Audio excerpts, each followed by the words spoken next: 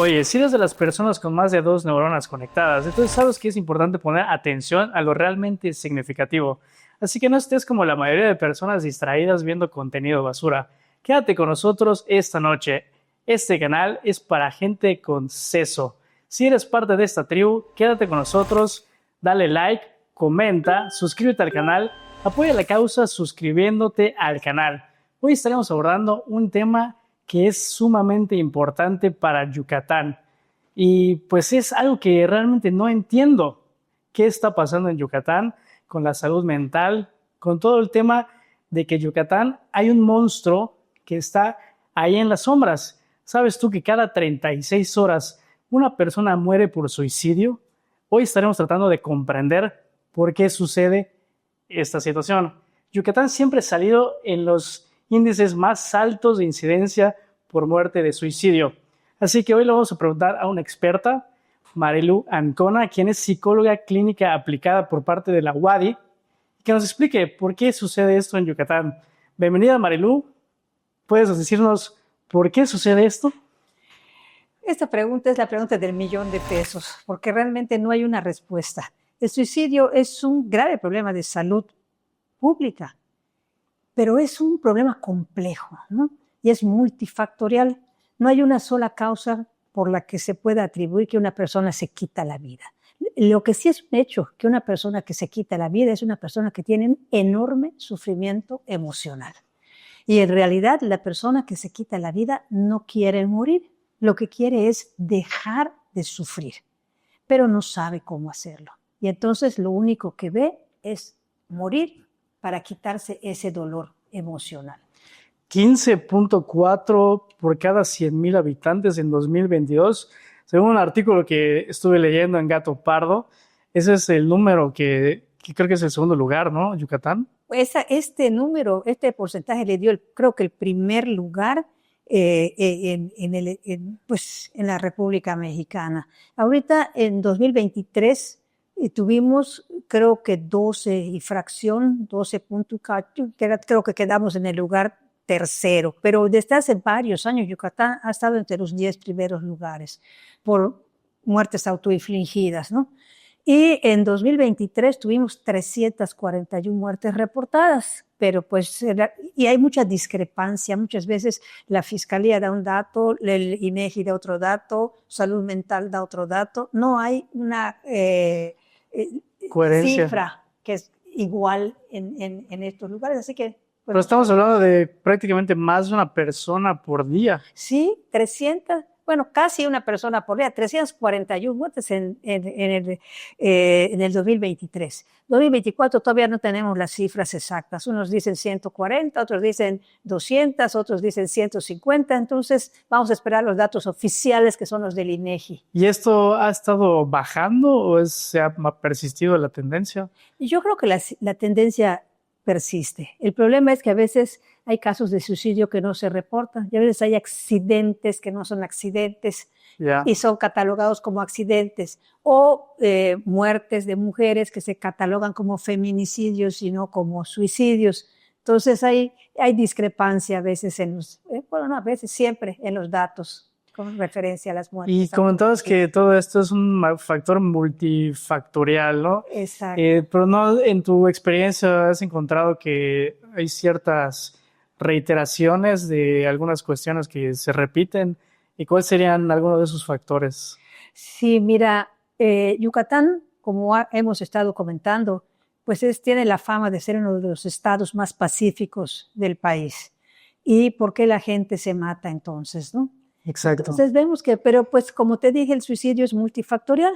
Aquí en Yucatán hay una desigualdad enorme, hay una pobreza extrema, ¿sí? Y de hecho hace poquito igual tuve una entrevista con una persona que estaba haciendo una investigación para su tesis sobre este tema y se vino a estar 6 meses acá y estuvo haciendo entrevistas y estaba impactado por la desigualdad del sur al norte de la ciudad. Dice, es como una línea, te impacta cuando brincas acá, ves cómo está la situación y pasas al otro lado y ves la diferencia. Entonces hay desigualdad, hay pobreza extrema, hay falta de empleo, hay violencia intrafamiliar, hay pues drogadicción, alcoholismo, Todos estos son factores de riesgo, ¿no? Y pues también hay el bullying, ciberbullying, violencia entre pares, en las escuelas, y esto hace que cada vez el número de suicidios infantiles vaya en aumento en nuestro estado. Suicidios infantiles. ¿Qué particularidades tiene esto en específico? Porque es sorprendente que, bueno, de por sí ya es sorprendente ese número, esa incidencia, y que aparte niños estén cayendo en esta situación. Y es algo lamentable, ¿no? Pero los niños viven, por ejemplo, situaciones de violencia en la casa, violencia en la escuela, incluso puede haber abuso infantil. El abuso infantil es uno de los factores, pues también de riesgo suicida.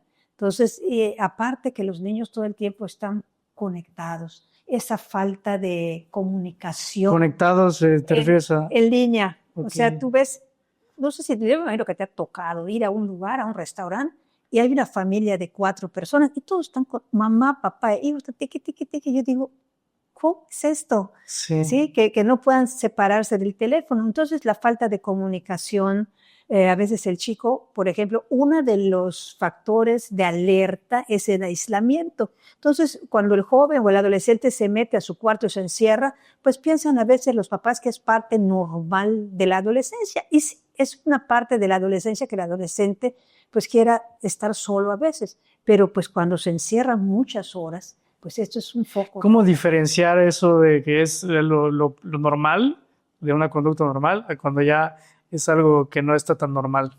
Sí, por ejemplo, hay cambios, ¿sí? Todas las personas, esto no lo digo yo, lo dice la Organización Mundial de la Salud, 9 de cada 10 personas que piensan en quitarse la vida dan señales. Estas señales pueden ser verbales y no verbales. O sea, las verbales pueden ser, pues, contra sí mismo, ¿no? ¿Para qué estoy acá? Soy un fracaso, todo lo hago mal, no sirvo para nada. Ante el mundo es una basura, el mundo no sirve. O ante el futuro. Yo tenía una paciente que decía, no me veo más allá de los 25 años. Wow. Entonces, son señales que a veces no tomamos o no conocemos. No conocemos. O lo tomas como a la ligera, ¿no? Porque a broma. No lo conoces, porque cuando ya sabes que esta es una señal de alerta, no lo tomas a la ligera. Le preguntas, ¿por qué estás diciendo esto? ¿Por qué dices esto? ¿Qué te pasa? O sea, no hay que tomar a la ligera, perdón, absolutamente. Ninguna amenaza de suicidio puede tomarse a la ligera, ¿sí? Aunque corremos el riesgo de que sea un chantaje. Pero desde que esté dando estas señales, quiere decir que no la está pasando bien. La persona no la está pasando bien. Entonces, ahí hay que preguntar, ¿qué te pasa? ¿Quieres hablar de esto? Y no hay que tener miedo a preguntar, ¿estás pensando en hacerte daño? Wow. Y esto yo a mis pacientes, a la primera que vienen, ¿estás pensando en hacerte daño? Sí. Wow. ¿Has pensado cómo? Sí. ¿Has pensado cuándo? Sí. Mientras más estructurado sea el plan, más riesgo tiene la persona. ¿Y esto también aplica al caso de los niños? Ah, sí, también. También, aunque a los niños es un poquito más complejo, porque a veces todavía no pueden expresar sus emociones. Sobre todo, hace poquito, pues tuve el conocimiento de un niño de 11 años que se quitó la vida. Entonces, tú piensas, ¿qué puede pasar por la mente de un niño de 11 años para quitarse la vida? Entonces, a veces pues tener problema. Para ellos, la situación más difícil es que haya una ruptura, un divorcio, por ejemplo, una separación de los papás. Y a veces estas separaciones pues, no son amigables del todo. O sea, es un factor de riesgo. Es un factor de riesgo, ¿sí? Tener un divorcio, que haya pleitos en la familia, que no haya comunicación y aparte, pues esto se aúna a problemas en la escuela, ¿no? Que a veces es víctima de bullying o que es el acoso entre sus pares o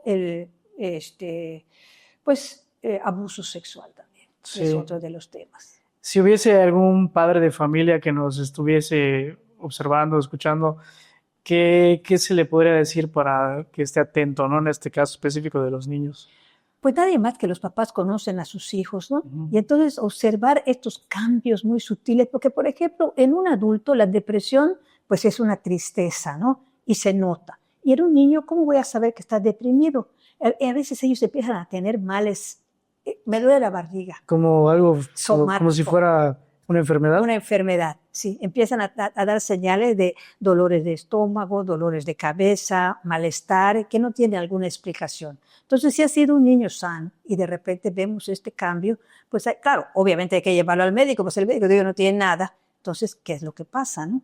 A veces se tiene miedo de consultar o de ir al psicólogo. Todavía hay mucho estigma y mucho tabú que envuelve a la salud mental. Y en México, las personas pueden llegar a tardar hasta 15 años en buscar ayuda. 15 años agarrando el problema. Sufriendo.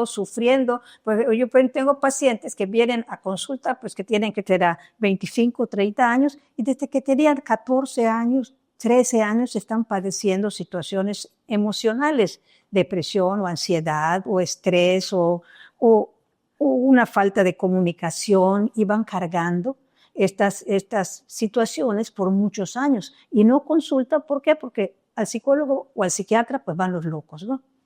Entonces estás tomando medicina de locos. O los efectos secundarios que traen los medicamentos, ¿no? Que a veces si tomas ese medicamento pues no puedes tomar alcohol, y si tomas alcohol y tomas el medicamento, entonces dicen, ay no, pues yo para qué no me agarro mi alcohol y dejo el medicamento. Entonces se dejan de medicar, y esto pues también es un riesgo. Hablas de los riesgos en niños, ¿y cuáles serían los mismos riesgos en personas adultas?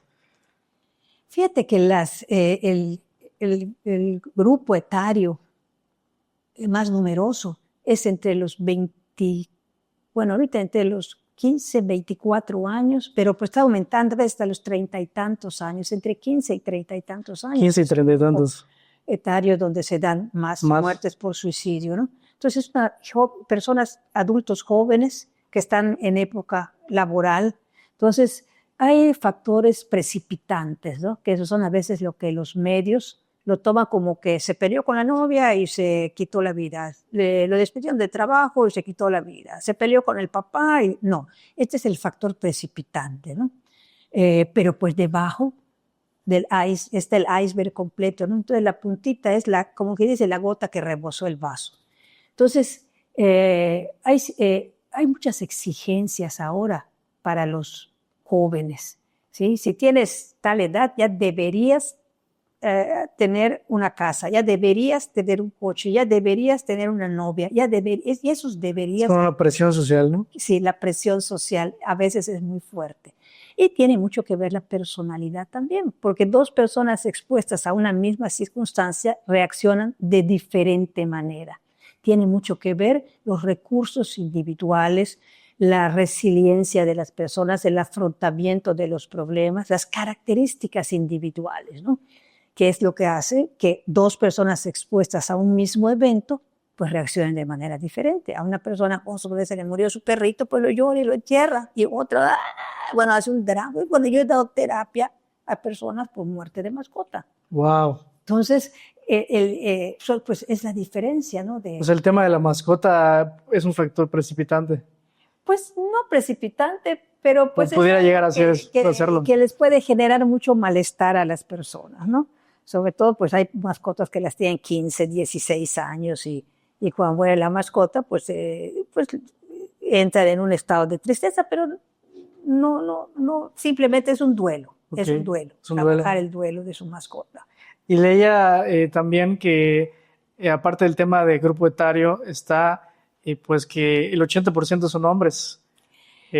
Algo así decía este artículo que estuve revisando. Y aquí hay un dato muy importante que vale la pena mencionar. Aunque los hombres son los que el mayor número que se quita la vida, las mujeres, por cada muerte por suicidio, hay 20 intentos. ¿Sí? Okay. Aproximadamente, de acuerdo a datos de la Organización Mundial de la Salud. Si estamos hablando que en Yucatán hay X número, es multiplicarlo por 20. Por 20. Y las mujeres son las que más lo intentan. Okay. ¿Por qué? Porque los métodos que utilizan son menos agresivos. ¿Sí? A veces se toman pastillas o se cortan, pero pues no las llevan a la muerte. Entonces, tienen más intentos de suicidios las mujeres, y los hombres pues son los que tienen más tasa de suicidio. Los hombres. ¿Y por qué crees que suceda esto, no? Específicamente de los hombres. ¿Qué está pasando allá? ¿Sabes qué pasa? Que cuando menos las mujeres tenemos más oportunidad de llorar o de expresar nuestras emociones. Siempre van a la amiga o algo, ¿no? Sí, y el hombre, pues culturalmente, Ujú. pues el hombre es fuerte, hay paquetas con sus niñadas, ¿por qué estás llorando? Es como Los hombres de no machos, lloren, ¿no? el hombre es macho. Entonces se les hace, por el asunto cultural, más difícil expresar sus emociones, ¿no? Estoy triste, ay, anda tomando cerveza y se te quita y no hay esa de la, estás triste, amiga, ¿qué te pasa? Ven, vamos a conversar. Entonces, pues Claro. lloras y te desahogas o vas al psicólogo y buscan más apoyo las mujeres. Las mujeres buscan más Sí. apoyo psicológico, más. Sí, de eso incluso hasta el médico, me duele mi uña, voy a que me quite, me duele. Entonces el hombre espera mucho para buscar ayuda, ¿no? No, yo como, pues culturalmente no es fuerte, no le pasa nada, tiene que ser protector. Es como un toro. Como el toro, ¿no? Y no, también tiene sentimientos y tiene emociones, pero pues se las come. Y entonces esto hace que, pues que no pueda manejarlas, no pueda gestionar adecuadamente estas emociones y pues lo rebasan. Se va acumulando. Se va acumulando, exacto. Pero como te digo, no hay dos personas iguales, o sea que una persona puede pasar, bueno, por ejemplo, vamos a ver un poquito a los campos de concentración. En los campos de concentración hubo personas que salieron de los campos de concentración y pudieron hacer una vida y lograr muchas cosas. Y hubo personas que no pudieron soportarlo, allá mismo hacían algo para, dejaban de, bueno, de por sí no podían comer mucho, pero dejaban prácticamente de comer para morirse. Entonces, estas personas, pues, todos reaccionamos diferente ante las situaciones que nos pasan. Veía que hay 7.305 casos de depresión, que ha aumentado en más de 100%, ¿no? Y esto, pues, es un tema de alarma, ¿no? Completamente, completamente. ¿Sabes qué pasa? Que yo creo que bueno, no yo creo, sino que es algo que se ha estudiado. Es muy importante dotar a los niños y a los jóvenes de habilidades para la vida. ¿Qué son esas habilidades para la vida? Por ejemplo, que se les entrene en solución de problemas, en tolerancia a la frustración, en tolerancia al malestar. ¿Sí? A veces yo lo veo, estos niñitos de ahorita, que en algunos lugares de Europa se ha prohibido el celular hasta que tengan 12 años, y aquí desde que nacen, ¡pluc!, les enchufan el teléfono para que estén distraídos y no molesten. Cuando pasa un anuncio, el bebecito se hace una rabieta porque pasó un anuncio, y no les está desarrollando esa tolerancia a la frustración. Entonces, esto hay que entrenarlos en estas habilidades para la vida, para que si no, a la primera de, no, ya para qué, ya no tiene caso. Entonces caen en la desesperanza. Y esto es un hecho. La persona que se quita la vida cae en lo que se conoce como desesperanza. O sea, que el ya para qué no tiene caso. Y hay algunos factores que se han observado, reconocido, específicamente en el caso de Yucatán, que lo hace particular. Pues fíjate que hace unos años estuvieron haciendo unos autopsias psicosociales. Cuando moría alguien por suicidio se entrevistaba a la familia y la verdad se dejaron de hacer, pero entre las que se hicieron se vio una constante. Más del 70% de las personas que se quitaban la vida estaban bajo los efectos del alcohol o de alguna otra droga. Entonces vemos que el alcohol o las drogas son factores pues muy presentes en las muertes por suicidio. Ok, de hecho, y hablando del tema cultural en Yucatán, había este mito, ¿no? Que hasta los mayas tenían una diosa del suicidio, pero ¿ve usted que ya no es así? Sí, ya se hicieron varios estudios, de hecho se hicieron unos acá y otros estudios en otras universidades donde se ha desmitificado esto, ¿no? Y todavía hay mucha gente que se queda con esta idea que existe una diosa del suicidio, que existía una diosa del suicidio entre los mayas. Y esto fue una mala interpretación. Al ver los códices, vieron a esta diosa con una soga en el cuello. No, es la diosa del suicidio. Y ya está, allá quedó. Esto ya es cultural, ya lo traen en los genes. Hubo una persona que se atrevió a decir que ya venía en los genes. Pero no, Esta era una diosa que no tenía nada que ver con el suicidio. Ya se han hecho estudios y ya se ha desmitificado esta temática. Entonces, yo creo que es importante tomar en cuenta esto para, pues, que se vean las verdaderas causas de este grave problema, que son las muertes por suicidio. Sí, en Yucatán, bueno, decía que 70% es en casos en una situación de ahorcamiento, ¿no? Creo que hasta con el tema de la hamaca. Eso es algo, no sé cómo llamarle, es impactante, ¿no? Pues es que lo tienen a la mano. En otros lugares, fíjate, en Asia, el principal método para quitarse la vida era por los fertilizantes y los herbicidas. Entonces se hicieron leyes pues, para limitar la venta de estos productos y esto hizo que bajaran las muertes por suicidio. Pero aquí en Yucatán todos duermen Sí, en hamaca. mismo que prueban la Entonces, hamaca. pues no puedes quitarlo. Están las hamacas allá.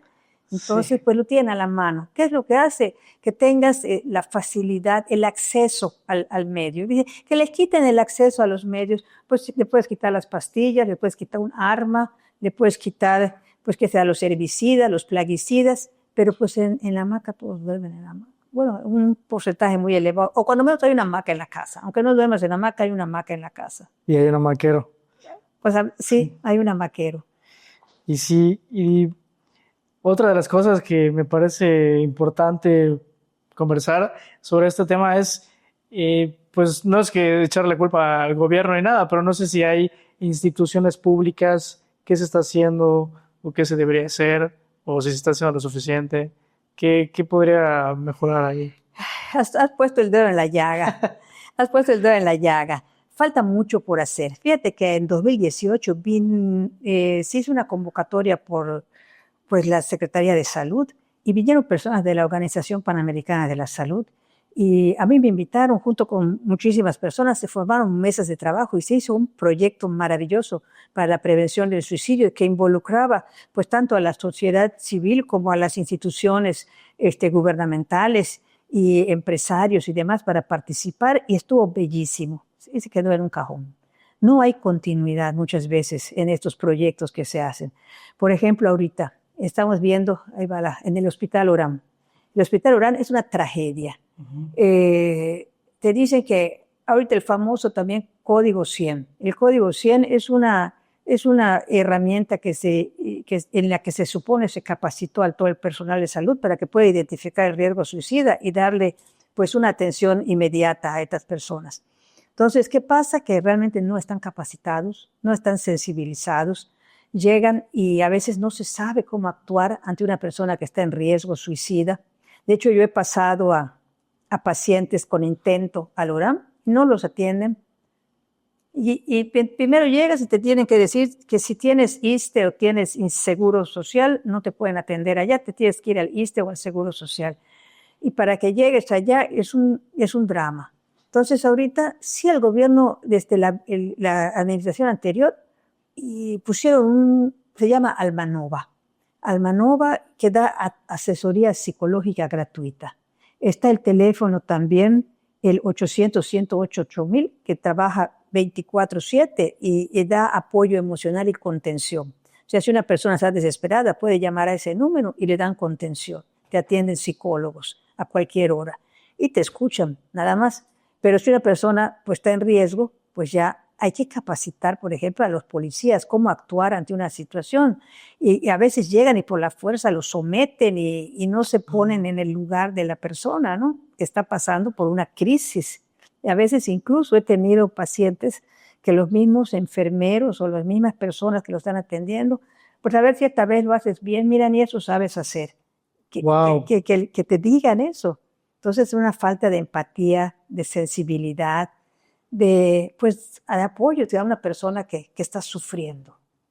Me comentabas también que hasta la cultura de medios de comunicación hay que cambiar, ¿no? Sí, definitivamente se va mucho por la paz. Es más, es algo que nosotros hemos querido en la Asociación de Suicidología, Yucateca de Suicidología, promover que se quite las muertes por suicidio de la nota roja, de la nota policíaca, que se pase a la parte de salud, porque es un problema de salud. No tiene nada que ver con lo policíaco.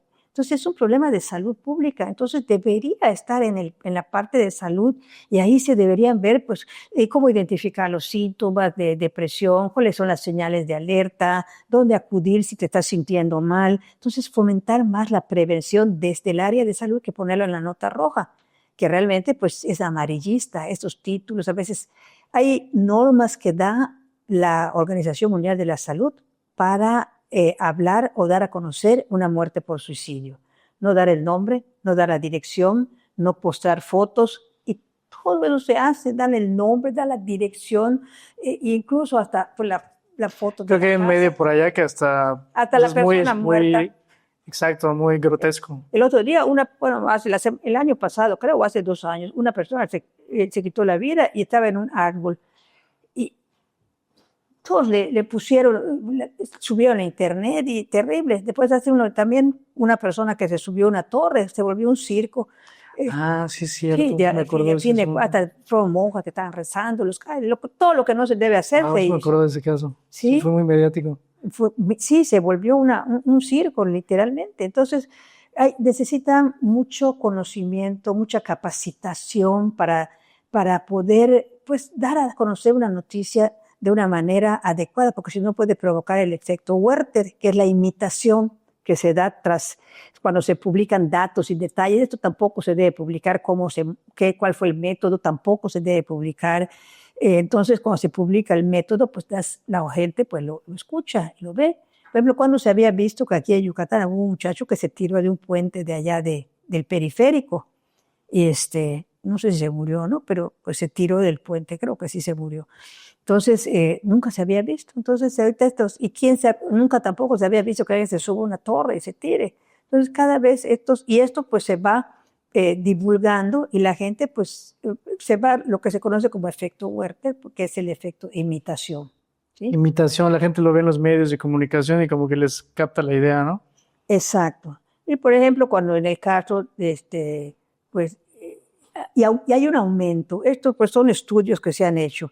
Por ejemplo, cuando Marilyn Monroe, pues, que se suicidó por una sobredosis de pastillas, oficialmente eso se dice, pues aumentan los casos de muertes por sobredosis de pastillas en varios lugares. También el caso de Robbie Williams, cuando un artista famoso o un influencer o algo se quita la vida, el método utilizado que se divulga, pues aumentan las muertes por suicidio por eso. Entonces no hay que divulgar el método. No, se supone, o sea, la Organización Mundial de la Salud sugiere que se evite mencionar el método utilizado.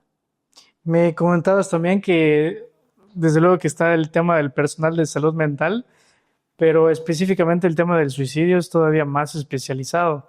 Y entonces, inclusive la gente bueno, expertos o profesionales de la salud mental, pues tendrían que tener más capacitación específica de este tema. En el área de suicidio, sí, porque en las universidades, pues los psicólogos, yo en toda la carrera de psicología jamás vi el tema del suicidio. Tuve que estudiar después, pues en tanatología allá se ve un módulo específico de duelo por suicidio, pero después me tuve que especializar en lo que es el suicidio, identificar los factores de riesgo, las señales de alerta, los factores de protección, los factores precipitantes, todas estas, la conducta suicida, cuáles son los pasos, porque en un día se levanta una persona y dice, ay, voy a quitar la vida. No, esto empieza con ideas de muerte. ¿Podrías hablar un poco de eso? Sí, la conducta suicida, ¿no? ¿Qué abarca? Empieza con ideas de muerte en general. Hablar de muerte o pensar en la muerte. Después, ideas sobre la propia muerte. Después ya la persona puede empezar a tener un plan suicida. O sea, ¿qué es un plan suicida? Pues buscar método, lugar, día, hora. Entonces, mientras más estructurado sea el plan, la persona más riesgo tiene. Y de ahí puede o no haber cortes, que a veces este famoso cutting que la gente se hace, pues puede ser un indicador de riesgo suicida o nada más para liberar esta tensión emocional que tiene. Y ya después de tener un plan, pues ya viene el intento, ¿sí? Y el intento, y después de un intento, las personas que lo intentan una vez si no se les trata, si no se les atiende, es altamente probable que lo vuelvan a intentar. ¿Cuál sería el primer momento en que dices hay que atenderlo? Cuando empiezas a ver comentarios negativos acerca de ¿para qué estoy acá? No sirvo para nada. La vida apesta, por ejemplo. El mundo es una porquería. Oye, niño, fíjate que en la escuela donde yo estuve trabajando, durante los 29 años que trabajé, hubieron 2 muertes por suicidio de 2 estudiantes de secundaria, de tercer año. Y nunca nos dimos cuenta de nada. El primero, pues ya tendrá, ¿qué será? El chiquito tenía 15 años y dio todas las señales de alerta. Yo no era psicóloga, porque yo así como me veía, yo ya vieja estudié. Y sí, porque yo primero fui maestra, fui profesora y después estudié la carrera de la licenciatura en psicología y ya después me especialicé, me estudié la maestría y ya después. Pero pues yo en ese momento no era psicóloga, pero este chiquito no compró, el único que no compró los boletos para la cena de fin de curso. El único que no, pues te daba una foto, pues no pagó la foto. Estaba averiguando de muertes, de cómo, todo eso salió a posteriori. Ya como dice, después de muerto el niño, tapan el pozo. Después salió todo esto porque los mismos compañeros sí estaban averiguando esto, sí estaban preguntando esto, le hacían bullying además, bueno, tenía todos los factores de riesgo.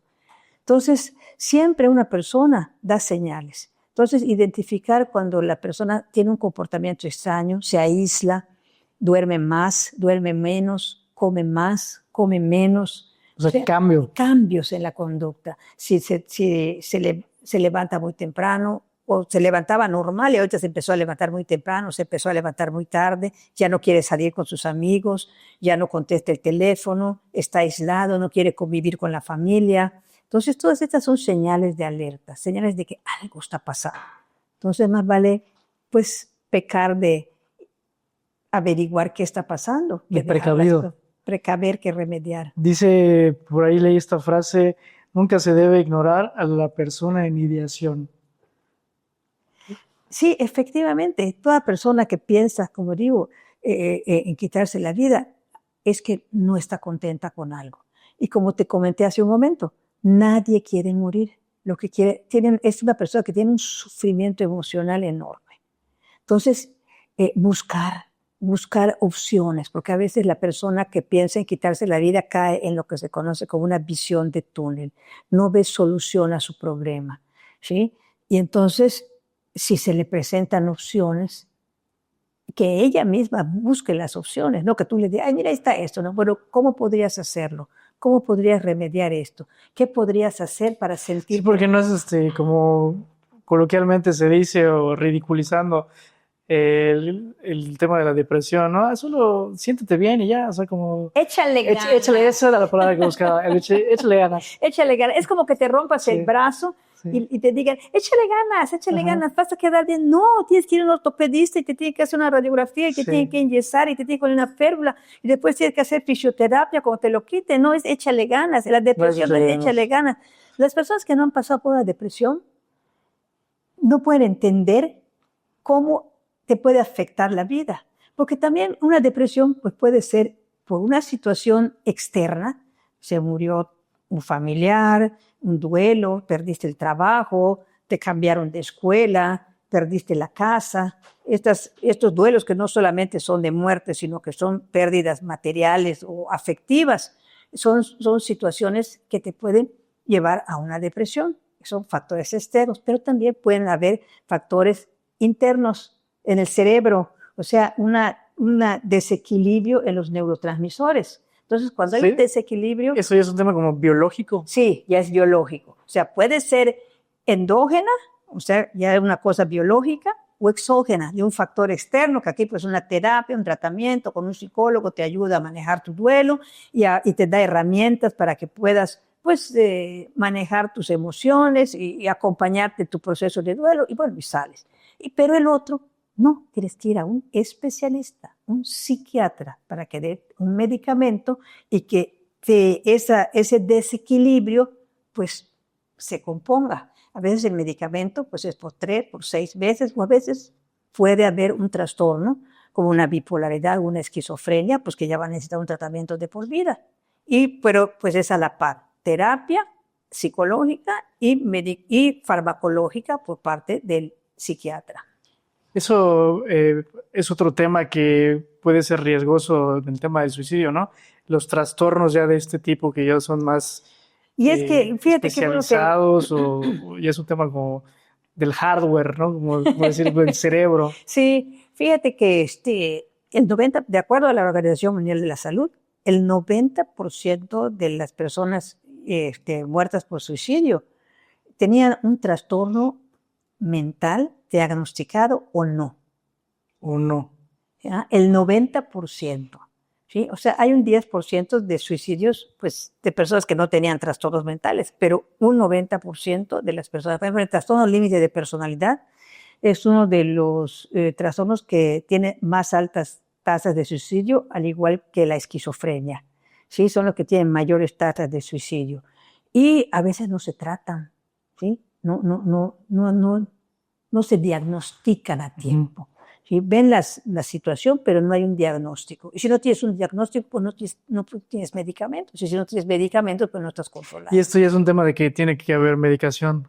Sí, hay situaciones que se pueden tratar con terapia y hay otras que tienen que estar a la par. Tiene que haber tratamiento farmacológico también. Y un psicólogo, pues no da medicamentos. Un psicólogo da terapia y acompañamiento. Tiene que ir a un psiquiatra. Y el psiquiatra, pues te da el medicamento y el acompañamiento, pues te lo da el psicólogo. Y hablando de esos factores endógenos o externos, bueno, en Yucatán está el tema del alcoholismo, el tema de la drogadicción. Recientemente hubo un caso sonado en un cierto municipio y que, bueno, no fue propiamente suicidio, pero sí es un tema, como que es una especie de cóctel, ¿no? Que se observa en las sombras, por así decirlo, ¿no? Está el tema de las drogas, sobre todo esas pesadas, sintéticas, luego el abuso familiar, la violencia, en fin, es como un cóctel, ¿no? ¿Qué otros factores hay específicamente en Yucatán? ¿Qué es lo que lo hace que estos factores hace que la tasa de incidencia sea tan alta? Pues fíjate que, como te dije, es algo muy complejo. Es algo complejo que no hay una causa que pueda decir, ay, es por esto, es por el alcoholismo. Sí, hay un alto índice de alcoholismo, sobre todo en las comunidades, bueno, en todas partes. Ahorita cada vez son más pequeños, desde más temprana edad se empiezan a probar el alcohol. ¿Por qué? Porque el alcohol es algo que, o sea, no se ve como una droga o no se ve como una adicción, se ve como algo normal. ¿Sí? En todas las fiestas, desde un bautizo hasta, bueno, no sé, bueno, en los velorios, creo que hasta en los pueblos, en los velorios sale el alcohol. Aquí no lo he visto. Aquí me ha tocado café en los velorios, nada más, no me ha tocado alcohol. Pero en todos los lugares el alcohol es el principal invitado. Entonces yo lo veo en los jovencitos que, ay, trajeron el pomo.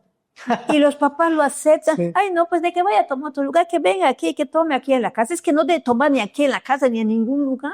Entonces ahí está normalizada, ¿sí? Por ejemplo, el alcohol está normalizado, no es malo, ¿sí? Ah, no, que lo tome, si lo va a tomar, que lo tome aquí en la casa. Entonces, no, aquí no hay que ver, es que de todas maneras lo va a tomar, mejor que lo tome acá. Entonces se normaliza y se ve como algo, pues no, pues es normal que tome, no importa que estén tirados allá. Yo he escuchado de los que manejan Uber que a las chiquitas las tiran allá todas borrachísimas para que se lleven a sus casas, y esto es un riesgo enorme. Y yo me asusto, digo, ¿aquí en Mérida? Sí, me dicen, aquí en Mérida está la situación del alcohol terrible.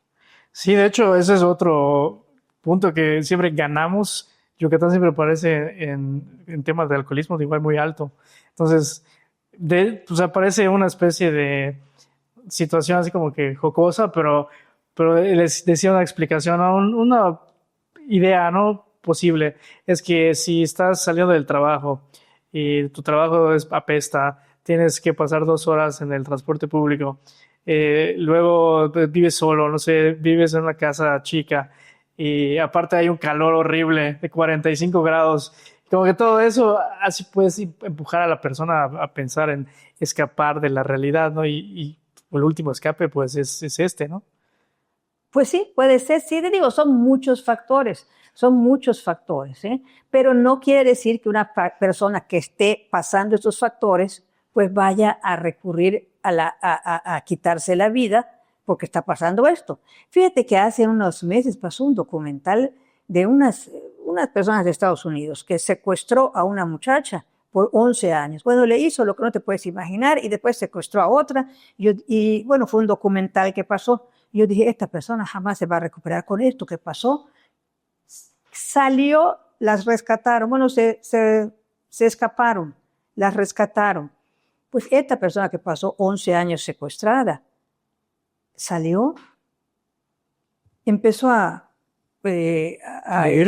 dar conferencias de lo que le había pasado, se casó, bueno, una vida maravillosa después de una tragedia que pasó. Entonces, lo que te digo que no todas las personas reaccionan igual ante lo que les pasa. Entonces, por eso volvemos a la educación en las habilidades para la vida que se deben inculcar en los valores, en el respeto a la vida. Entonces, todo esto hace que las personas pues vayan pues aferrándose a la vida y no a decir, no voy a para qué me voy a quitar la vida. No salió esto. A veces por cosas tan sencillas, ¿no? No, esa baja tolerancia a la frustración o al malestar hacen que la persona caiga en la desesperanza al no lograr, o las exigencias sociales, ¿no? De que es que él tiene y yo no tengo, y todas estas situaciones del entorno. Pero esto ocurre en cualquier tipo de entorno, ¿no? Inclusive hasta en los altos, ¿no? Sí, en cualquier entorno, o sea, no se escapa nadie, ni ricos, ni pobres, ni católicos, ni ateos, bueno, sí, a veces la religión es un freno. Freno. Sí, es un freno. Bueno, a las personas religiosas, pero que también la religión ha estado desapareciendo. Eso, freno se refiere a que no lo intenten. Ajá, es un freno, porque dicen, no, porque voy al infierno. Ok. No me quiero ir al Piensan dos infierno. veces. Entonces, pues, bueno, he tenido pacientes que eso es lo que los frena, ¿sí? El miedo a que te vayas al infierno. Entonces, en algunos, pero pues ahorita cada vez la religión, pues es menos importante. Es menos importante. Y hablabas de las señales en padres que deben de tener en cuenta a sus hijos, pero por ejemplo un adulto de 40 años, no sé, 30 y tantos, o de cualquier edad, en su entorno, que es lo que obviamente ya a lo mejor ya no hay papás que le digan, oiga. Pero está la esposa. Está la esposa, la los pareja, amigos. o el parejo. ¿Qué es lo que deberían de detectar? Siempre es lo mismo. Mira, el escuchar, por ejemplo, si una persona empieza a tomar más, que tomaba, pero de repente, oye, ya ni se levanta y está tomando todo el tiempo, o que empieza a llegar tarde al trabajo, o que empieza a faltar al trabajo, o que su carácter cambia, se vuelve agresivo, si no era agresivo, o se vuelve, o físicamente empieza a descuidarse físicamente. Como te digo, se empieza a comer más o a bajar de peso, o que no duerme, o que dice que no está durmiendo, o que está durmiendo mucho. Todas estas son señales de que algo hay, que está pasando algo, que lo despidieron del trabajo también. Por ejemplo, un divorcio, se murió alguien, te despidieron del trabajo. Entonces son factores que pudiesen desencadenar en que la persona caiga en la desesperanza y de allá llevarlo a pensar que su vida no tiene sentido. Pero lo que detecto es la ideación y con relación con el tema de la muerte, ¿no? Específicamente conectar esas ideas, ¿no? Sí, que empieza a pensar en la muerte, ¿no?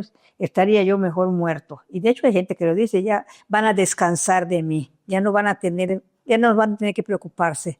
Dentro de poco van a descansar de mí, que empiece a regalar sus cosas, las cosas que eran importantes. Sí, te cuida, o que se empiece a despedir de las personas. Oye, te agradezco todo lo que hiciste por mí, siempre has estado junto a mí, has estado acompañándome. Estas frases, ¿no? Wow. Que empiece a ir a visitar. Estos hasta, ya creo que hay un algoritmo en Facebook para identificar estas señales, ¿no?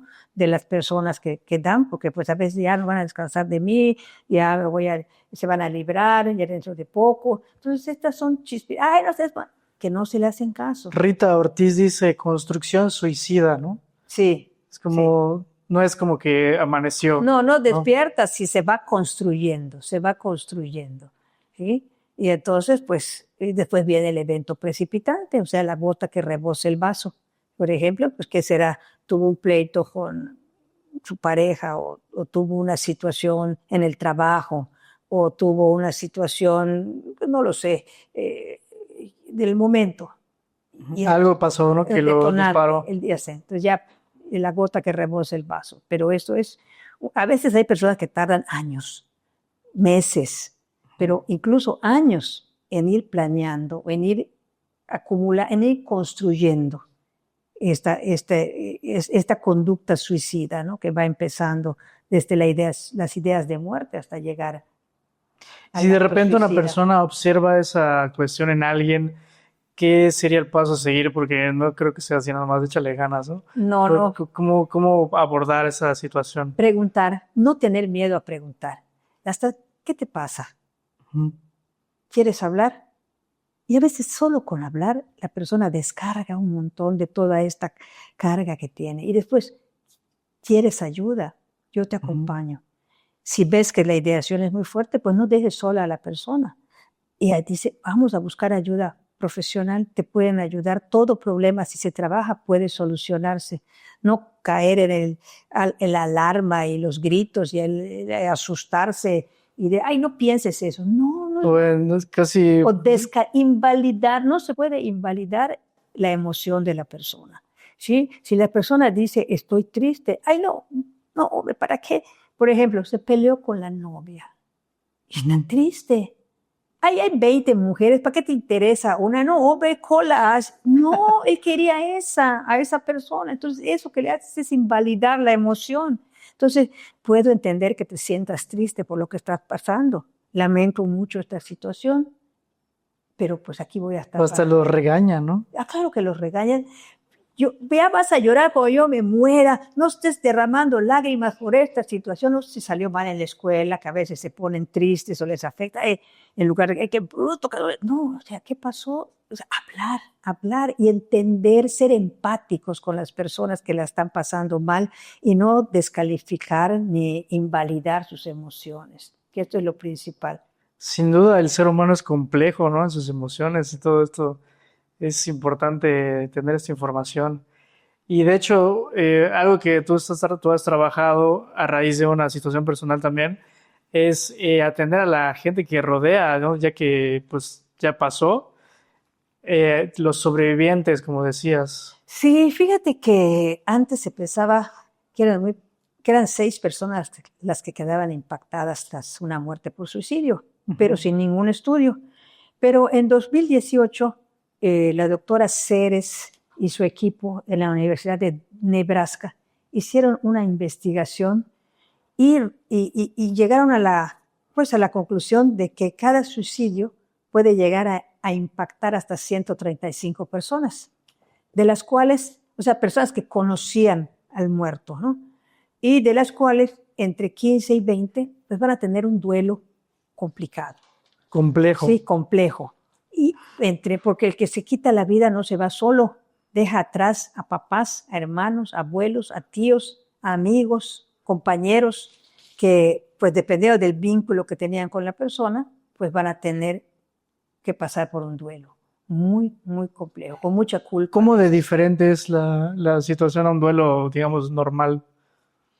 Sí, fíjate que cuando una persona pasa un duelo porque su familiar murió, pues por un accidente, por una enfermedad, hay más empatía por parte de las personas del entorno, como que hay más consuelo, se acercan. Pero cuando la persona muere por suicidio, como no saben cómo actuar, Ujú. se alejan. Entonces, a Es como veces, estigma, ¿no? sí, y entonces entonces que algo habrás hecho, ¿no? Seguro que no te ocupaste, ¿cómo no te diste cuenta? Entonces empiezan a culpar O sea, hubieras hecho algo más, ¿no? sí. ¿Y cómo no te diste cuenta? ¿Y por qué no esto? Y sobre todo si en los medios se publica, se discutió con su papá y se quitó la vida. Entonces el papá ya queda, ya está por mi culpa fue. Entonces, de hecho, hubo un caso muy sonado hace unos años de una persona de un trío que el muchachito de 16 años discutió y se quitó la vida. Y los medios así lo publicaron. Pues a la semana el papá se quitó la vida también. Wow. Entonces no pudo con la culpa, se sintió tan mal por esa situación. De ahí fueron dos víctimas. 2 víctimas. 2 víctimas. Entonces, es ser empático, ser validar la emoción, no quedarse con, pues, con esto de que descalificarlo. Ay, no, me no importa. Bueno, no sé si quisieses platicar un poco sobre estas organizaciones. Tú me parece que lideras Ancla de la Esperanza. Ancla de la No sé si Esperanza. quieres platicar un poco de la labor que haces en Ancla de la Esperanza. Sí, mira, mi hijo Jorge murió por suicidio en 2013. Ya ahorita en abril van a ser 11 años. Entonces, cuando él muere por suicidio, yo empiezo a buscar un lugar donde ir, porque pues es una situación que es como que caigas en un pozo y no sabes cómo salir. Entonces, empiezo a buscar y no hay ningún lugar. Todos estaban muy enfocados a la religión. Entonces, cuando pasa algo así, tú no quieres, bueno, yo no quería saber nada de la religión. Hay personas que para ellos la religión como es un consuelo y como que les hace, Confortable. las conforta. Y de hecho aquí en México la religión es un factor que ayuda a las personas en duelo, pero en mi caso no fue así. Entonces empecé a buscar y no encontré nada, empecé a estudiar tanatología y de allá vi que había un grupo en Argentina que se llama Renacer, que es para padres que enfrentan la muerte de hijos. Me pongo en contacto con las personas, me dicen que en la Ciudad de México hay, me pongo en contacto y al año exactamente, el 5 de abril, estábamos empezando a trabajar el grupo para padres en duelo. Y después de estar 2 años frente al grupo, yo me voy a una estancia profesionalizante a Granada y dejo el grupo. Y cuando regreso, me aboco a formar un grupo para tratar a personas en duelo por suicidio. ¿Por qué? Porque el suicidio es un duelo particular porque tiene muchas emociones negativas, ¿no? La culpa, la vergüenza, el enojo, son emociones que generan mucho malestar, por eso se llaman negativas, no es que sean malas. Por ejemplo, muchas veces las personas se culpan a sí mismas por no haberse dado cuenta, por no haber leído las señales, se juzgan muy severamente con cosas que saben actualmente, pero que antes no sabían. Y la vergüenza del juicio social de las personas, ¿qué van a pensar de mí? Van a pensar que soy una mala madre o una mala esposa o esto hace que la gente se sienta avergonzada y oculten la muerte, ¿no? Entonces, no fue mi infarto. No dicen que Sí, lo disfrazan. Lo disfrazan, sí. Y el enojo, a veces con la persona que se fue, por decir, no fui suficiente para mantenerlo acá, o el enojo hacia sí mismo, ¿cómo no me di cuenta? ¿Por qué no me di cuenta de lo que estaba pasando? ¿Por qué dejé pasar esto? Entonces, y aparte el juicio social, ¿no? Que te dice, algo hiciste mal. ¿Por qué no te diste cuenta? Y esto hace que la persona, pues, se le sea más difícil salir adelante. Y pues que es un duelo que, aunque se trabaje, hay personas que no salen. No salen. ¿Qué podría pues, decirle a una persona que está en esa situación? Pues que no están solos, que busquen ayuda. ¿Sí? Por ejemplo, en el grupo Ancla de la Esperanza nos reunimos una vez al mes de manera presencial y una vez de manera virtual. Y entonces, pues que busquen ayuda, porque en un grupo de ayuda mutua, las personas que están allá son personas que están pasando o que la misma situación, que saben lo que es, ¿sí? Que saben qué se siente. Y pues vas a ver que hay personas que ya tienen varios años, hay personas que tienen unos meses y hay personas que están entrando. Entonces vas a ver la diferencia y vas a ver que sí se puede salir adelante con el acompañamiento de otras personas que han experimentado la misma situación. Ok, es decir, la experiencia de los demás te vas a apoyar. Sí, exactamente, porque allá todos somos iguales. Allá lo único que nos une es haber perdido a un familiar por suicidio. Y hay bueno, obviamente no hay que cargarle todo al gobierno, ¿no? Pero, por ejemplo, ¿qué podría hacer más, no sé, instancias privadas, particulares, gente del sector social, organizaciones civiles, no sé, organizaciones religiosas, particulares en general, las propias autoridades? Como sociedad, qué podríamos hacer para que Yucatán sea el último estado en esa estadística? Sí, fíjate que a mí me gusta una frase, que no es mía, pero yo ya me la adueñé, que dice, el suicidio no es culpa de nadie, pero es una responsabilidad de todos. Entonces, si todos nos preparamos para conocer las señales de alerta, o sea, la población en general que sepa identificar cuando una persona no la está pasando bien.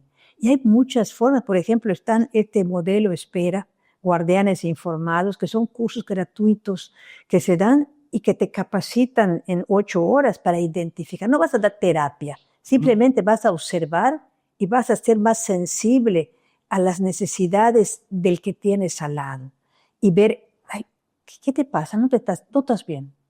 ¿Quieres hablar?